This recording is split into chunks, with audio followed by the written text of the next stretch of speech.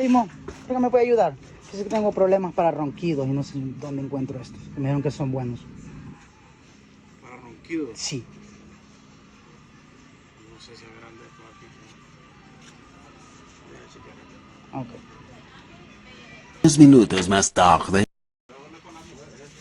¿Mande? Esto que hay son pero para mujer. ¿Cómo así? ¿No son para ronquidos? No. Nah. Me está bromeando, primo. No, eso es para la vieja. No jodas. No, primo, mira pues la broma. Una bromita, primo. Ay, disculpe que